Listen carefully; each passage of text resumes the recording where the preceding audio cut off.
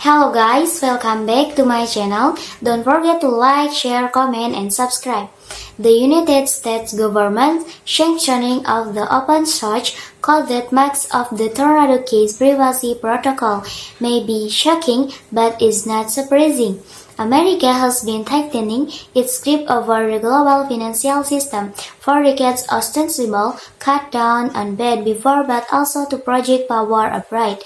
Economic sanctions, like the ones enforced by the aptly named Office of Foreign Asset Control, are a powerful weapon. The agency's website states that it enforces economic and trade sanctions based on U.S. foreign policy and national security goals. It does this to fight drug dealers, terrorists, and other threats to the financial security, foreign policy, or economy of the United States. Scary stuff. Kelihatan kakimu mantap. Scary stuff, particularly when enforced by the user of the global reserve currency, but therein lies the rub because the more the use weapon is access to the dollar, the greater the incentive for every other country to find an alternative. One likely winner from this dynamic is Bitcoin. To see why we need to study our architecture of money, fiat currencies like the US dollar have no inherent transfer mechanism. Larger payments can only be made through the banking system, and bank needs government characters to operate.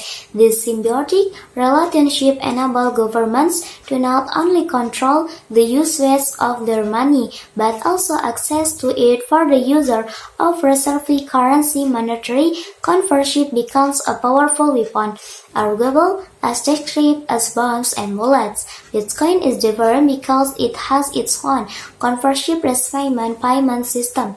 Anyone can make payments to anyone else, with or without the employment of a licensed intermediary. Governments can still wield power over individual actions, custodians or miners, but they can stop the protocol or the community that runs it. Bitcoin is also apolitical in ways that fiat currencies can never be. Along with our strict sanction regiments, the US has recently taken the drastic step of raising the foreign exchange reserves of Russia and Afghanistan.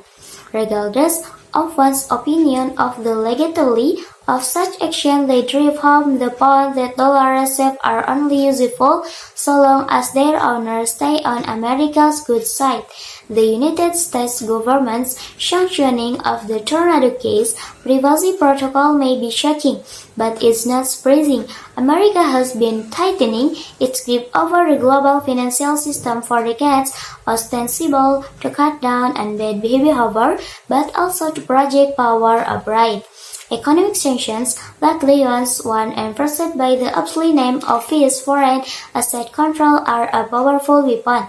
The agency's website states that it enforces economic and trade sanctions based on U.S. foreign policy and national security goals. It does this to fight drug dealers, terrorists, and other threats to the national security, foreign policy, or economy of the United States.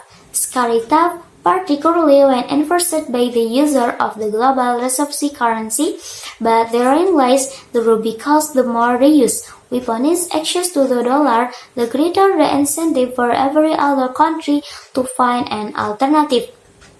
One likely winner from this dynamic is Bitcoin. To see why we need to study the architecture of money, fiat currencies like the US dollar have no inherent transfer mechanism. Larger payments can only be made through the banking system, and banks need government character to operate. This symbiotic relationship enables government to not only control the usage of their money, but also access to it for the user of a reserve currency. Monetary conversion becomes a powerful weapon, arguable as destructive as bombs and bullets. Bitcoin is different because it has its own conversion payment system. Anyone can make, government can still wield power over individual, but they can stop to the protocol or the community that runs it.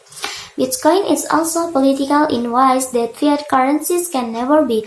along with ever strict sanction regimes. The US has recently taken the drastic step of raising for foreign action reserve of Russia. Side, after all, this relative new threat to that America reaches out to pass possible crypto regulation despite a thriving domestic industry. The more they use normalize Bitcoin as store of value internally, the higher the odds of get adoption. A trusted asset abroad is good for BlackRock, then why not a central bank? Maybe that's all from me. Thanks for watching. Don't forget to like, share, comment, and subscribe.